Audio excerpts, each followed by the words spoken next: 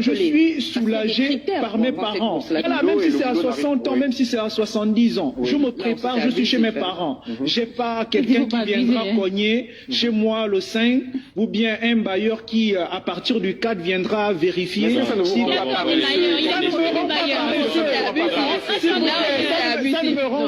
ne me rend pas paresseux. Pour mieux sauter, qu'est-ce qu'il faut faire? Il faut prendre l'élan. Il faut prendre l'élan. Jusqu'à 70 ans. Et mes parents me permettent justement de prendre cet élan-là pour me préparer. Je ne vais pas sortir de chez mes parents, aller dormir par terre quelque part, alors que chez moi j'ai encore un lit. Parce qu'il faut sortir de la maison à 30 ans. Il y a un artiste camerounais qui dit que l'AVC est gratuit, mais le traitement coûte cher. Il ne faudrait pas que nous puissions avoir des AVC pour rien, alors que des chambres sont encore disponibles.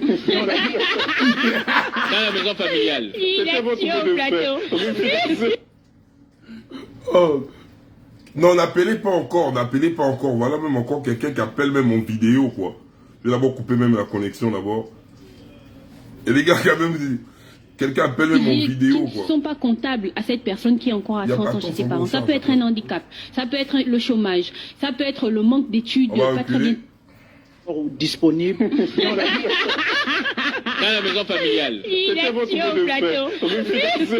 Alors moi, tout ce que je pense qu'il faut voir au cas par cas, pourquoi un enfant se retrouve à 30 ans encore chez ses parents. Il y a des raisons qu'il faut condamner, telles que l'infantilisation des parents ou encore la paresse de l'enfant, mais il y a aussi des raisons qui sont j'ai envie de dire, qui ne sont pas comptables à cette personne qui est encore à 30 ans chez ses parents. Ça peut être un handicap, ça peut être le chômage, ça peut être le manque d'études pas très bien terminées, ça peut être le manque de planning familial que ses parents ont créé autour de lui et donc il doit se débattre avec ces difficultés-là. Donc il ne faut pas condamner tout de suite, il faut essayer de comprendre la situation avant de condamner. Je vais te répondre. Lorsqu'on a décidé d'avoir une famille, alors on a décidé de prendre des responsabilités. Et quand on a décidé de prendre des responsabilités, on se détache de son infantilisation. Donc si tu as décidé que tu n'as pas de femme et que tu es chez les parents, ok, libre à toi. Mais si tu décides d'avoir une copine à laquelle qui est à ta charge, je suis désolée, tu peux plus rester chez les parents. Au final, ta réponse est un peu trop personnalisée. Je sens... Elle a répondu. Allons-y prendre pour refermer. On ne pas dans une situation dont on n'est pas... Pour refermer l'émission. On dormait au salon. Ah non, il y a même un Badocon qui m'a fait un commentaire qui m'a tué. Il a dit, si Jésus lui-même est retourné à la droite de son Père, il est qui pour aller à l'encontre de la volonté de Dieu? Là maintenant, on va faire les vidéos, après on va débattre. Là on va mettre la vidéo de la maman, là, la vidéo qui nous a choqués nous tous.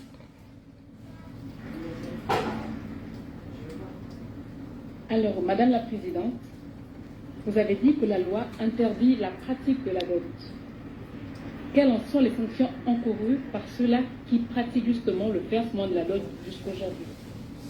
Effectivement, je le réitère, la loi interdit la dot en République gabonaise. Quelles sont donc les sanctions encourues? Effectivement, il y a eu un petit bémol parce que je n'ai pas évoqué cette question. Eh bien, l'article 3 de la loi numéro 20/61 du 31 mai 1963 prévoit que, je cite, sera puni d'un emprisonnement de 3 mois à 1 an et d'une amende de 36 000 à 360 000 francs ou de l'une de ces deux peines seulement, quiconque enfreindra les dispositions de la présente loi, soit en exigeant ou en acceptant, soit en remettant ou en promettant des présents en argent ou en nature à titre de dot, telle que celle-ci est définie à l'article 1er. Autrement dit, toutes les personnes... Donc là, je vais vous mettre la connexion. Comme ça, vous pouvez maintenant appeler, hein, pour ceux qui veulent appeler. Bon, avant d'enchaîner avec le sujet de la dot. Bon, pour vous, à 30 ans, de vous à moi, à 30 ans, il faut encore rester chez les parents. Parce que sur ce truc, il faut aborder cela avec... Il y a deux vitesses. Hein. Il y a deux vitesses. Il faut d'abord voir aussi dans les conditions qu'on vit au Gabon. Attends, quelqu'un qui appelle en vidéo, là. On demande d'appeler en audio. Je vois la personne qui appelle en vidéo. C'est quoi ce délire, là? Allô? Non, appelle en audio, là. Je suis en live, en fait. Je suis en live. Appelle en audio, s'il te plaît. Ok. Donc c'est un peu ça. Pour vous, à 30 ans, est-ce logique qu'à 30 ans, avant que le Balogun en chef n'émette son point de vue, à 30 ans, qu'on soit encore dans la cellule familiale? Parce que j'ai écouté tous les arguments. Hein. Allô? Allô? Oui, coucou. Comment vas-tu? On est là, on gère, et toi? Ça va? Ça fait longtemps? On est là sur live, là, tu interviens par rapport au live ou bien? Non, j'ai compris que c'était là, je vais te faire un coucou, ça faisait longtemps. Ok, d'accord.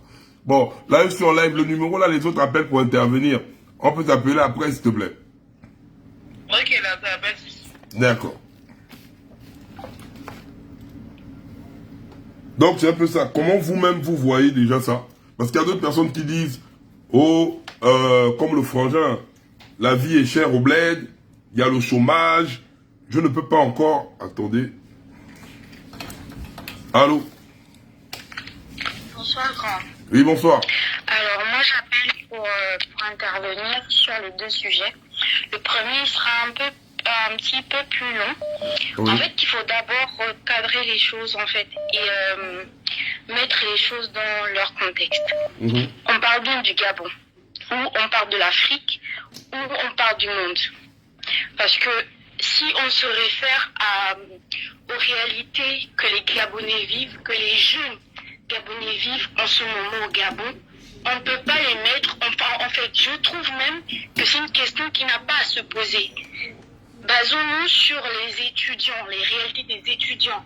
Parce que c'est bien beau de se dire qu'aujourd'hui, il faut quitter la maison familiale à 30 ans parce que la société considère qu'on est trop vieux.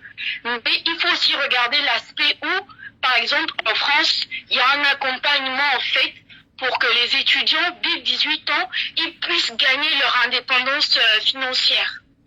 Genre, quand ils ont leur bac à 18 ans, ils ont une bourse qui est régulière et qui est conséquente. Ils ont un suivi, ils ont des aides, ils ont tout ça en fait, qui permet même en fait de soulager les parents. Mais regardons concrètement, qu'est-ce qu'il y a? Qu'est-ce qu'il y a au Gabon qui va permettre à quelqu'un qui a 30 ans, déjà le cursus, enfin déjà au niveau scolaire, on peut pas dire en fait que un étudiant ne peut pas s'auto-proclamer avoir terminé ses études vraiment à 30 ans. Bon, peut-être que j'exagère, hein, mais je parle vraiment du Gabonais qui a appris au Gabon dans les conditions de l'UOB.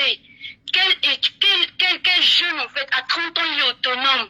Après, je ne suis pas en train de défendre les paresseux. Je rejoins l'idée de la dame dans l'extrait que tu as diffusé, qui dit qu'effectivement, il y a des paresseux. Mais moi, je parle pas des paresseux qui font exprès de rester à la maison. Je parle de ceux-là qui n'ont pas de moyens de sortir. Ça ne sert à rien d'aller louer si on n'a pas les moyens en fait d'y aller juste parce que la société dit qu'il faut partir de la maison à 30 ans. Quelle société d'abord? Ça, vraiment, le débat d'hier et celui d'aujourd'hui, ça se rejoint beaucoup. Parce que pour qu'un étudiant puisse partir, pour qu'un jeune de 30 ans puisse se construire, il faudrait d'abord un bon sous-bâtiment qui le soutient depuis, en fait. Depuis, donc, il y en a qui sont venus parler de « ouais, moi j'ai poussé les brouettes ». Le numéro est sur la page, il faut applaudir. C'est sur la page. Il faut applaudir, en fait, ce genre de comportement. Si oui, tu es courageux. Mais est-ce que c'est normal que toi, tu as moins de 30 ans, tu as peut-être 22, 23, tu pousses les brouettes pour subvenir à tes besoins alors qu'il y a l'État qui a de quoi en fait te soutenir pour que tu puisses avancer. Ici, moi quand je suis arrivée en France, vraiment tu vois des gamins de 18 ans qui ont un permis, qui conduisent, qui sont autonomes. Mais au Gabon, un enfant qui a 18 ans, il est quoi? Il n'a rien en fait. Il n'a rien. Pourquoi ils sont aussi autonomes avant nous? Parce qu'ils ont un suivi. Après, il y a les parents aussi qui peuvent soutenir, mais les parents ont quoi? Donc, regardez d'abord l'aspect là. Oh, il y a des débats en fait qui ne collent pas dans toutes les sociétés en fait. Il faut vraiment regarder déjà ce côté-là. Maintenant, par rapport au deuxième débat, je vais couper court grand. En fait, là, l'article, la loi, là, elle date de 1963, si je me rappelle bien. Ouais. Si elle date de 1963, ça veut dire que tous les mariés, à partir de 63 à 2022, ont violé la loi, y compris la présidente en question. Ouais. Je m'arrête là. D'accord, merci. Comment les frangins, vous êtes dingues. Vous dites que la ciste a mis la neige. Non, on n'est pas de con. Non.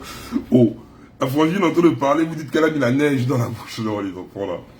Donc, c'est un peu ça. Est-ce qu'il y a une personne qui appelle là?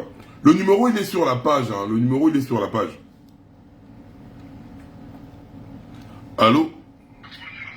Allô? Oui, essaie un peu de mettre loin du retour, s'il te plaît.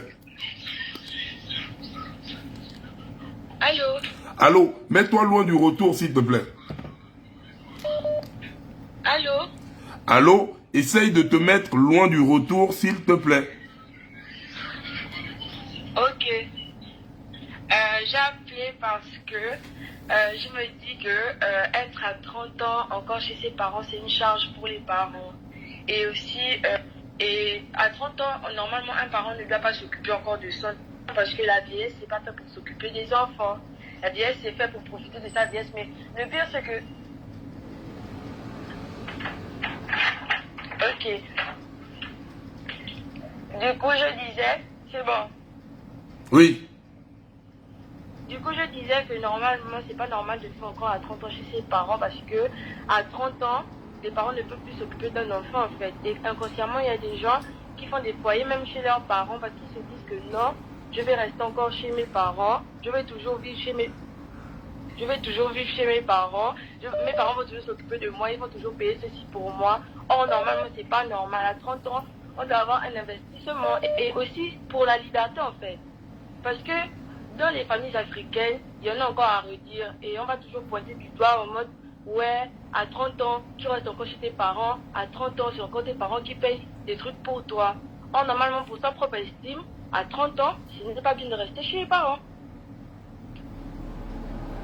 D'accord. C'est tout ce que je voulais dire. Ok, y a pas de souci. Merci. Y a pas de souci. Au revoir. Y a un gars que j'ai épinglé là qui dit à 30 ans, t'es encore en L2 à l'UOB.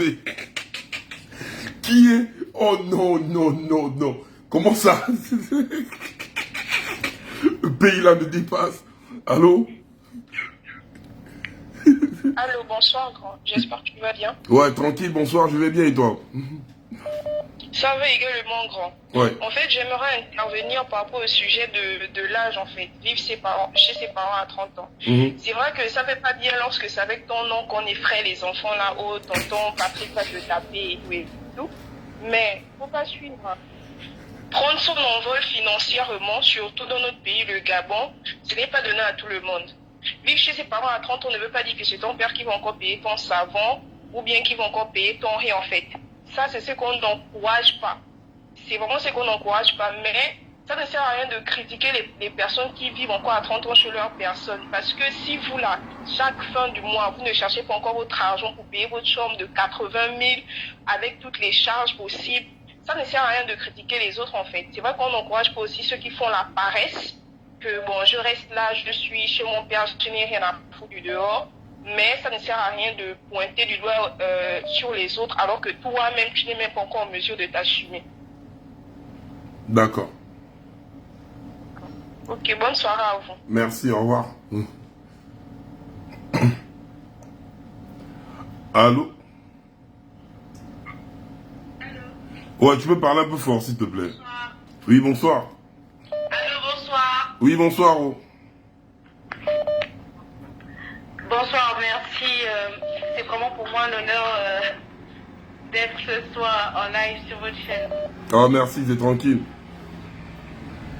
Ok, alors pour parler du sujet des jeunes qui ont 30 ans qui vivent chez les parents, pour rebondir sur ce que la Mbenguiste là disait là, celle qui vit en Bengue là, elle ne connaît pas les réalités du bled.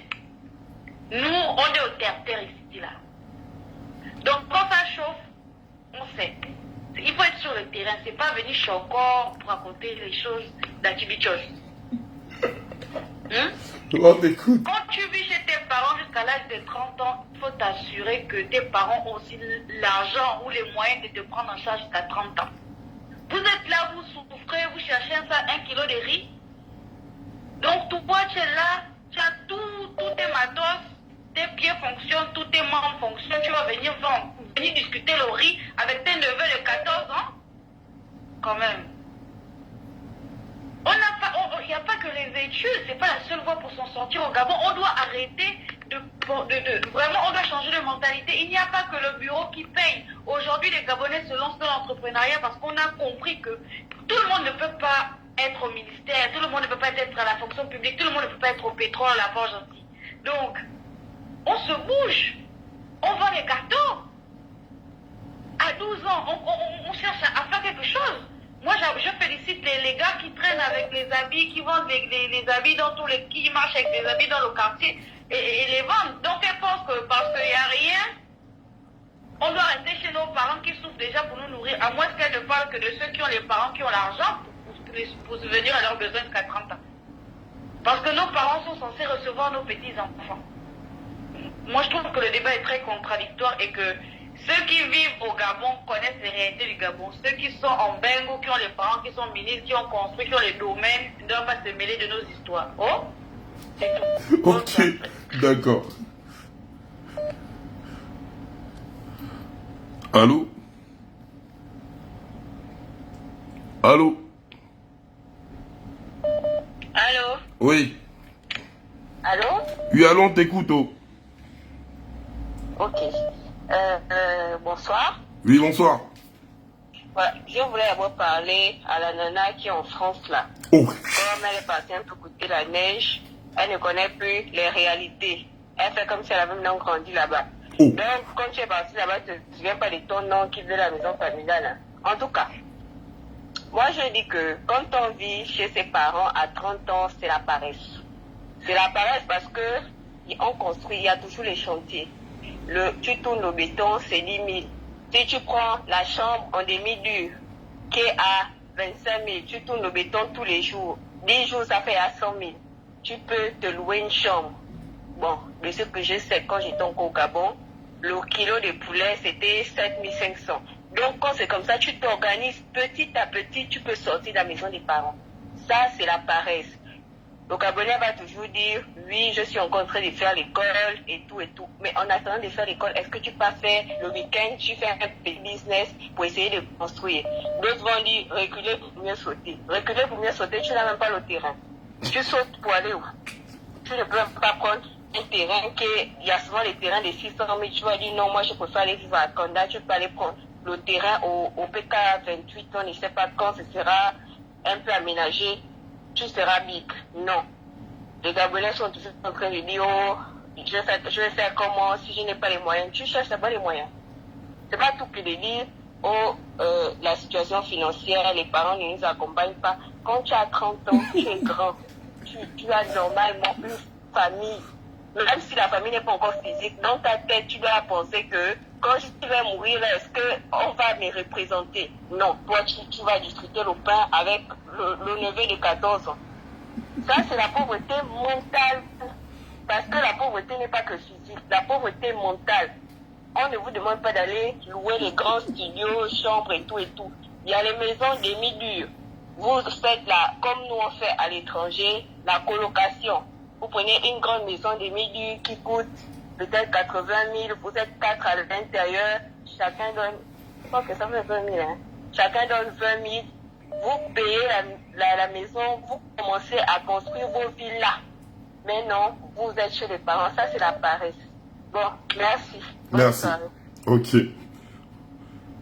Vous avez quelle parole avec la petite soeur qui est en France? Oh, il y a un gars qui écrit, la gars croit que tourner le béton c'est le lait. Oh non, non. Oh, non, j'en peux plus les Gabonais. J'ai envie de pleurer. Allô? Allô, bonsoir. Oui, bonsoir. Bonsoir, grand, comment tu vas? Tranquille, et toi? Essaie un peu de parler un peu fort, s'il te plaît. Oui, grand. En fait, j'appelle pour intervenir face à la vidéo que tu as eu à montrer. Alors moi je ne pense pas, vraiment je ne suis pas d'accord avec le fait qu'un vieux, un homme de peut-être plus de 30 ans va s'exprimer à la télé en disant qu'il ne veut pas avoir d'AVC parce que vit chez ses parents, machin. Franchement, ça c'est déjà, c'est vraiment pas, c'est débile. C'est vraiment la bousmade comme on dit. Parce que déjà de base, tu es un homme tu peux aller travailler, tu peux aller faire certaines choses. Mais il y a d'autres qui se disent que peut-être tourner le béton ou avec des travaux minimes, quoi, c'est vraiment la honte. Or que, regarde, tu t'exprimes à la télé, tu rentres à la maison, tu discutes avec les petits-enfants. Eux aussi, ils rentrent de l'école, il y a un vieux de 30 ans, tu restes dans la maison, c'est vraiment pas possible. C'est vraiment, c'est honteux de s'exprimer comme ça devant à la télé. Et il y a des jeunes qui écoutent. Franchement, voilà, quoi. D'accord, ok. On a compris. D'accord, merci. Ouais, gros, c'est franchement, c'est vraiment pas bien. C'est vraiment, ça c'est la merde qui fait comme ça. Oh, wow. Tu as le perroquet à côté de toi. D'accord, ok. On va prendre une autre personne alors. Ok. Oui, allô? Allô? Bonsoir. Oui, bonsoir. Parle un peu fort, s'il te plaît. Ok. Moi, je voudrais réagir aussi à propos des... Comment on appelle ça? À propos de l'histoire des 30 ans là. Oui. Comment à 30 ans, tu n'as même pas d'amis dans ta tête déjà à partir de 20 ans que tu dois bouger du camarade des parents? C'est bizarre. Ah, c'est maudit quand même. Tu as allé à mèche, au bouge partout. Tu ne peux même pas sortir du camarade déjà, même toi-même. En tout cas, c'est tout ce que j'avais à dire. Merci. Dans ma tête, il y a son pétard là-bas. Ok. Oui, allô? Allô? Allô? Ouais, bonsoir. Oui, bonsoir. Essaye un peu de parler un peu plus fort, s'il te plaît. Bonsoir, bonsoir. Je suis bien sur le direct, non? Oui. Ouais, ok. Bon, moi, j'aimerais un peu réagir parce que toutes les filles qui ont appelé là, elles n'ont fait qu'indexer les hommes, en fait. Elles n'ont fait qu'indexer. Vas-y, parle, frère, parle. Parle.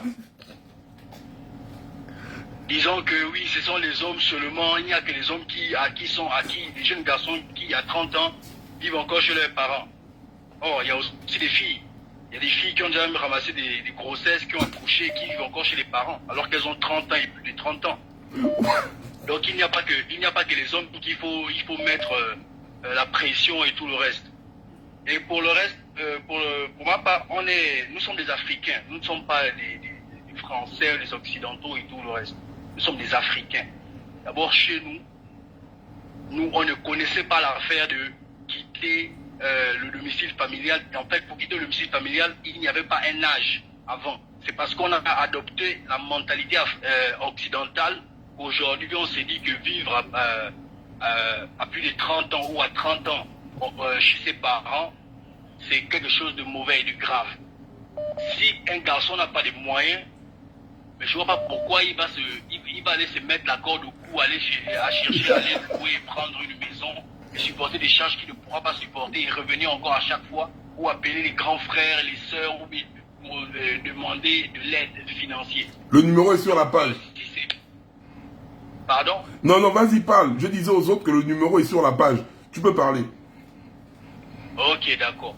Donc, si la personne ne se sent pas capable d'assumer ça maintenant, qu'il attende, qu'il prenne son mal en patience et qu'il s'organise de telle sorte qu'il puisse sortir sans revenir. Parce que quand il faut sortir, s'il faut sortir de la maison du cocon familial, il faut partir pour ne pas revenir. Parce que quand tu reviens, c'est un échec. C'est déjà un échec. Donc, il faut en fait qu'il s'organise. Et il y a une fille qui a réagi en disant qui disait que voilà, il peut aller travailler, et tourner le béton, des trucs comme ça. Celle-là, j'ai l'impression qu'elle ne connaît pas les réalités. Hein. Vous êtes des filles, c'est plus facile pour vous parce que pourquoi vous ne vous mettez pas en couple avec les garçons de vos âges? Parce que vous savez qu'ils n'ont pas. Même l'agent du béton que tu demandes d'aller tourner là, tu ne vas pas rester avec lui pendant qu'il économise son gain. Tu ne vas pas rester avec lui, tu vas chercher un vieux papa à côté et tout ça. On connaît la doc, faites le plus cadeau. C'est pas sérieux. C'est pas sérieux. Attends, mon frère. Ce que j'avais à dire ce soir. Mon frère, tu loues ou tu es à la maison? Pardon? Tu loues ou bien tu es à la maison? Pardon? J'ai dit, tu loues? Tu es à la maison. Direct. Je suis à la maison. La maison familiale ou ta maison? Ah non, je suis hors du pays en fait. Ah ok, d'accord, ça marche. Oh oui, je vois l'indicatif. Ouais, c'est vrai. Ok, oui, c'est vrai. Allez, on ensemble, champion. Ok, tranquille. Ok. Ceux qui ont mon numéro qui termine par 64, c'est pas la peine d'appeler dessus. Hein. Appelez sur le numéro qui est sur la page. Allô? Oui, c'est encore moi la première qui... Non, parle bien déjà. Ta voix est bizarre. Allô? Allô? Parle bien, enlève les écouteurs et parle très bien parce que là je t'entends même pas un peu. D'accord, là tu m'entends mieux. Oui, vas-y. En fait, là, c'est un droit de réponse aux deux filles qui sont passées au milieu, là. Parce que je suis responsable de ce que j'ai dit, mais je ne suis pas du tout responsable de ce qu'elles comprennent ou de ce qu'elles ont compris de ce que j'ai dit, en fait. Oui. Moi, mes propos ont été clairs. Je ne suis pas en train de cracher sur les